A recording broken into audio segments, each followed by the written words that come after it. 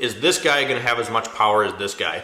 Absolutely not. The weight difference is unreal. Hey guys, welcome back inside the shop for another video. Today we're gonna do another discussion video, going back to tools, just talk about a few things that I think make shop life a whole lot easier. Before we get to that, I am gonna show you a few things around the shop. First thing I wanted to touch on, if you didn't catch last week's video, go watch that right now. We dropped the first video in the series on the MK1 Audi TT. This is a 2000 Audi Quattro with the 1.8 turbo, and we're gonna be doing some pretty gnarly things with this car. So in this episode, we just kind of cleaned it out, got it ready to go, sanitized. It did sit for a while. So if you haven't seen that video, go check it out. Also, remember a few weeks ago, we got that tool shipped in and it was the wrong thing. So we sent that back and we actually got the right tool now. So I'm gonna flip you around and show you what we got. So we got the Viver 12,000 pound shop press. And you know, we'll have to get you a video when we actually put this thing in action. It's gonna be hard to see. Some of the welds were not the greatest, but I do have faith in Viver because the few other things I bought have been pretty decent. You know, they said this thing was 12 tons and I brought it in here by myself, so either I'm really strong or that spec is off. Yeah, so pretty simple setup, just a little bottle jack there, and then the handle I put on the wall. Then it comes with these little plates. What I like about these is they have this little piece in the middle so that when they're down here, they're not gonna fall off. So that was kind of cool. I basically got this thing for free, you guys, and what happened was Viver sent us the wrong tool. They sent us that deep well pump, so I ended up getting refunded. I basically got the thing for nothing, and then they actually sent me, you know, the right thing. Made in China, of course. Up here, this was kind of comical. You can see how close to the top that this top bolt is. So when I was assembling this, I couldn't put a socket on here at all. I ended up using one that I ground down. These were 21s, I believe. So it's like, God, come on, you guys. It's just pathetic. I couldn't get a socket on there. But we got it set up. We got the right tool, all is well. Let's get to the video.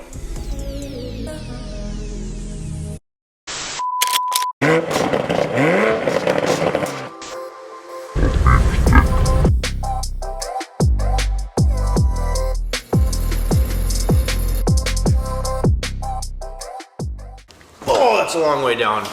Alright you guys, so if you couldn't tell, I'm actually sitting in the passenger seat from the Audi TT. The driver's seat is actually out at a friend of mine. She's gonna patch up the bolstering on the side of the car. But like I said in the intro video, what I wanted to go over today was just a few tools that I feel like really make shop life a lot easier. These are gonna be tools that I use pretty much every single day. And they save me time, they're more efficient, they make me more money. And that's what it's all about. At the end of the day, if you can't make money efficiently, you're not gonna have a business to run. For the sake of this video, I am going to exclude any kind of light because I'm kind of a light junkie, and everybody knows you need to have a good pen light, some spotlights, floodlights, all different kinds of work lights. So we're going to exclude those completely. The first tool I wanted to talk about was a pocket pry bar. Now this is Lyle's rendition of the pocket pry bar, and what I like about this is, one, it's ridiculously overbuilt to the point of being hilarious. It's a 1/4 inch shank, so if I take a snap-on pry bar, the shank is actually the exact same size as on my little Lyle guy. Now this thing, like I said, it's comical how overbuilt this thing is.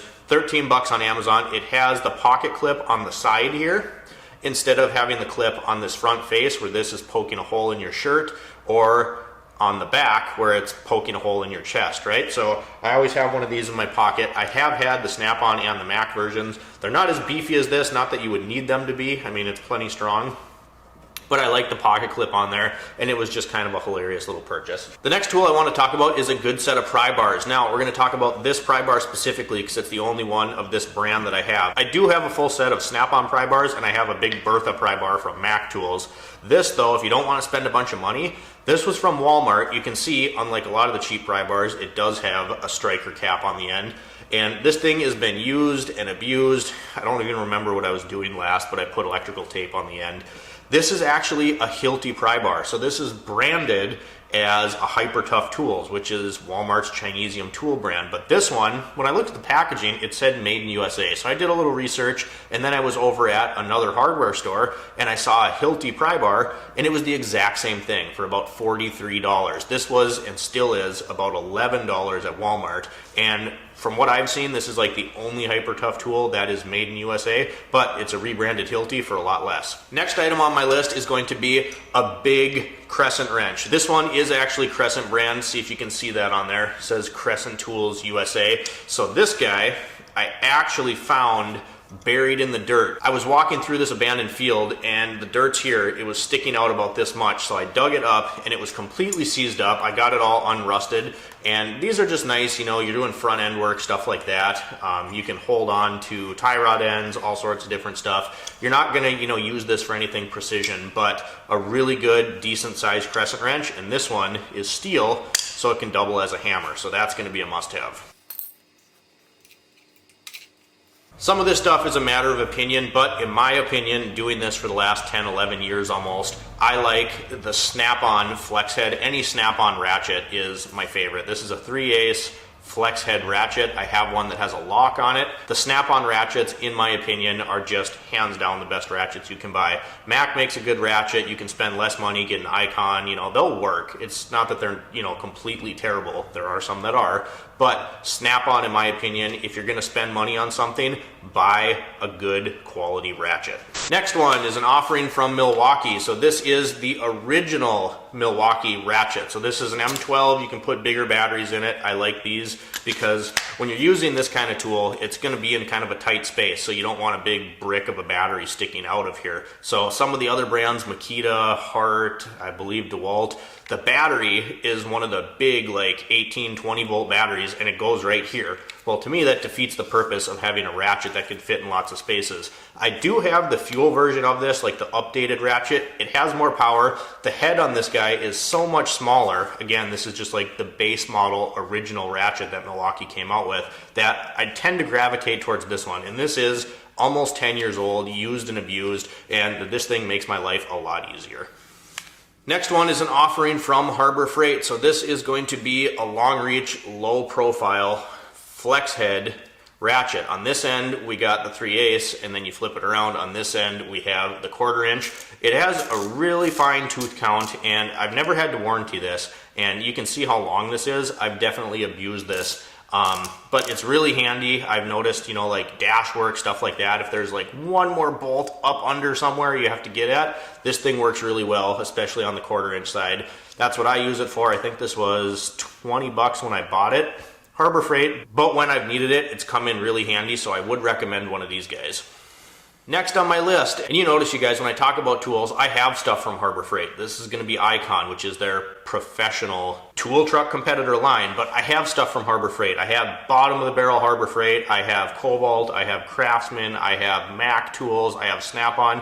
I'm not gonna discriminate. If something works, it works, and that's just kind of it at the end of the day. If you can make money with the tool, who cares what brand is on the side if it's going to be reliable and seems like it holds up and has decent quality. So again, these are the 0 offset flex head ratcheting wrenches from Icon. You can see how long that is. This one is the 18 and the 16.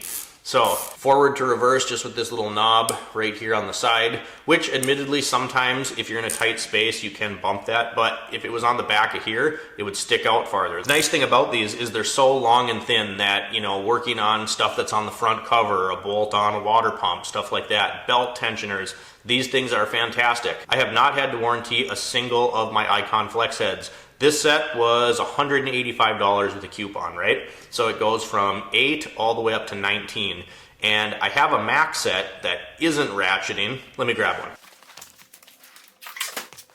Ooh, it's a long way down. So this is the Mac set that I have, and you can see this one is just a fixed head 0 offset wrench, and I love these.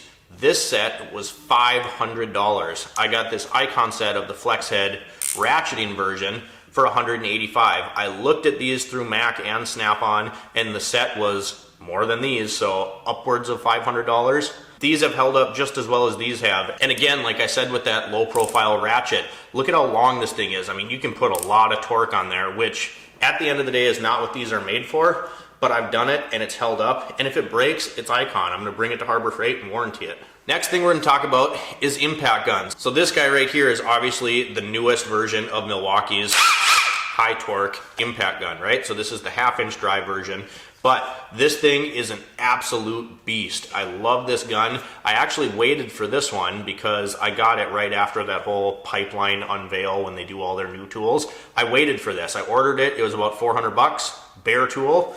And because it was gonna take like 5 weeks, I I ended up picking up this Hart guy from Walmart. So this is the brushless version. This is actually owned by TTI, who also owns Milwaukee, right? So is this guy gonna have as much power as this guy?